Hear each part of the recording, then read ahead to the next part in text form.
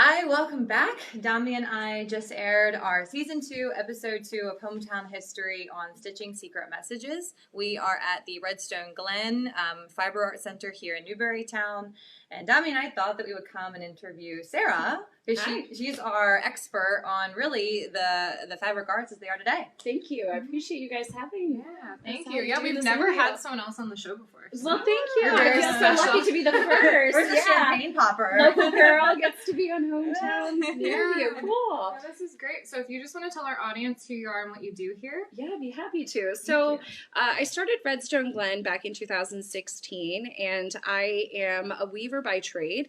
I was fortunate enough to grow up in a household with a father who was a weaver, and so learned it as a really early kid, and wanted to create a really wonderful space for people to come and learn skills that you might not get to see every day, like how to use a hand loom, reintroducing folks to spinning wheels. We also offer things like dye classes and basketry, as well as some really specialized crafts like Japanese kumihimo. Wow. And everything in between. So we oftentimes, for really to understand what you do here, you have to visit our website and see the really big spectrum of classes that we offer. And if it's outside of my sort of realm of knowledge, we bring in guest instructors to teach those classes. Wow. Yeah. That is so cool. We really enjoy it. So how do you then, you said that you teach like all these different arts that are central to York County and the history, but then also on a global scale. Global scale. So our curriculum usually encompasses things that are historically found from ancient times in China, like how to reel silk, all the way through modern applications. Right now we're currently doing a book club where we're exploring how the invention of the jacquard loom led on to the invention of the modern day computer, and how now modern looms use computer interfaces to create complex fabrics that people years ago couldn't even imagine making without hand manipulation. Yeah. And you have people coming from all over the country to all learn over the here. country. Yeah. I feel really fortunate to say that as much as I love living in the town that I grew up in, that we reach a really far spread, wide audience out there. Right, yeah, you wouldn't think that little old Newburytown is having people from all over the country come here to learn how to weave. Sure, and I get to share Newburytown with all of them. Yeah. Right. Most times when people come and visit our facilities, what they're seeing is a Maryland plate, a Virginia plate, a Delaware, and oftentimes we're picking people up from the airport, and they spend a week here sort of immersing themselves in what Newbury Township has to offer, which is quaint, beautiful atmosphere and learning a new skill. Well, and so the article or the video that Domi and I just filmed, we were talking about the social aspects of the fiber arts. So when we were here checking out the space about a month ago, we were walking through this room and there were women there just weaving together. Yep. And you said they didn't know each other. Nope. And they just all came in and just formed these bonds that then last for years. Yeah, it does. I find that when they're in a space where they're very much like-minded in the type of crafts that they like to create, all of those other external things of what their home lives are like really are not relative, and they form friendships and spending such a concentrated amount of time and sharing common interests that it becomes a lasting relationship. And oftentimes we'll hear stories of people returning just so they can repeat that experience like together. meet people. Yeah.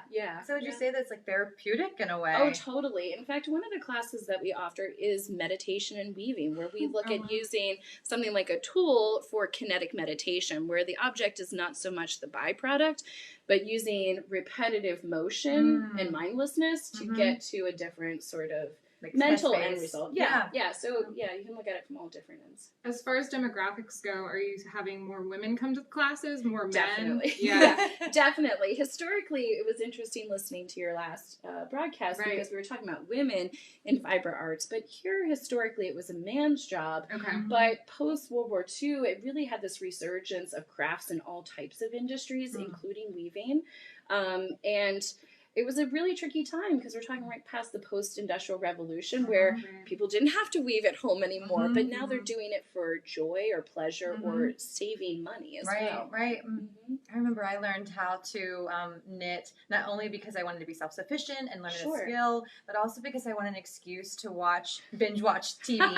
It was like Dexter season 3. Sure. I just want to watch, but I want to be doing something. I have 10 more rows of this repeat, so the show will get me through. My scarf went like this. Like it was not good. Yeah, that's okay. No, but we find that, with these communities, no matter where they're coming from, we all sort of share the same sort of desires and a need to make make things, Yeah. have them have sort of an aesthetic sort of appeal to them. Mm-hmm. And in at least our community with fiber arts, they tend to have a utilitarian attachment to the objects that they're making, unlike a painting. It's something tangible they can hold and use in their everyday lives. Yeah, and that's gifts. a different, it's a different way to make art. And I remember you saying when we met with you the last time that weaving comes easier to people who are more sort of left-brained. Math, Totally. music, those sorts of things, numbers. Yes, we see a lot of folks from the medical field as well as the sciences, because with weaving there's a certain sequential order of events in which you need to follow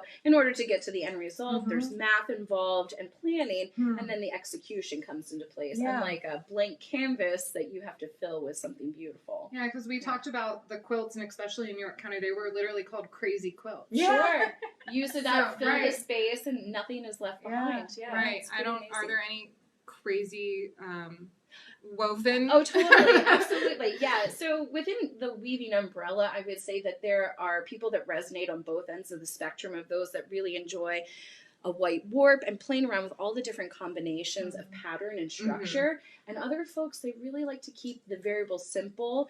They like to play with color and texture. And there's something in between for everybody. Oh, yeah. That's so amazing. Yeah, we really enjoy it. Yeah. And you learned from your dad then? I did learn from my dad, yeah. I went on to maintain sort of loving crafts. And as I went on to college, I got a fine arts degree as well as a teaching degree. Yeah. I never ended up going full-time into teaching little ones, but I found that I really love the engagement of working with adults that are also teachers, and then they go on and pass that on in their classrooms. I wonder if people, and correct me if I'm wrong, if you're struggling with like an ADHD, I wonder if you came in and you started to work with your hands and that kind of repetitive motion, if it helps with that. Sure, I think it depends on each person. For some people, they want really instantaneous gratification, and weaving might not be the best choice because you can't just leave it on the loom and it finishes itself. But there are different types of weaving that might engage somebody whose brain needs quick repetitive changes. They might choose a different structure or a different form of weaving versus someone else who wants something a little bit more complex, that they're making decisions along the way. So while you were out with your dad, you found this artifact. We're gonna call it our history mystery. Oh yes, I had to share this with you guys.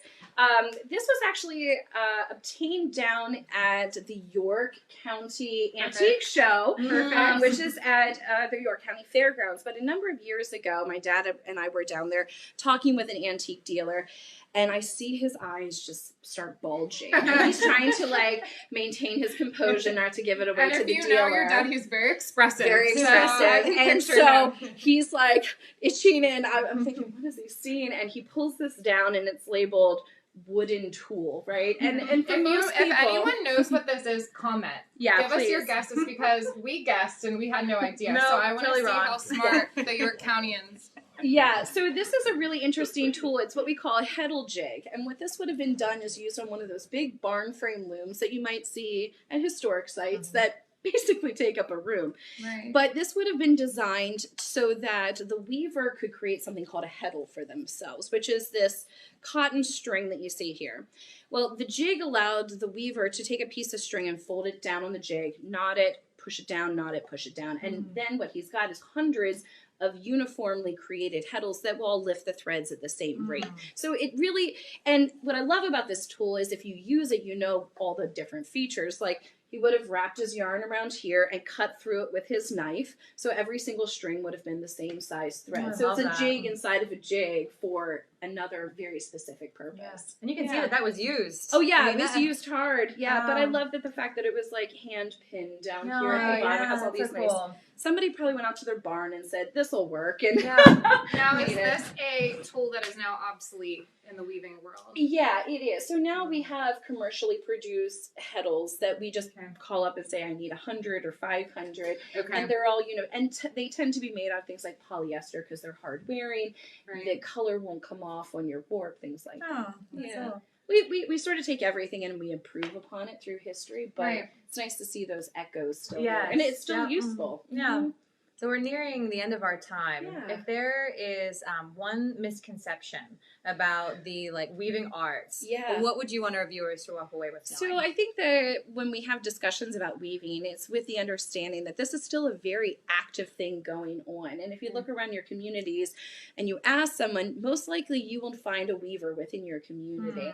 And most of those folks, it's not so much out of obligation to clothe themselves nowadays.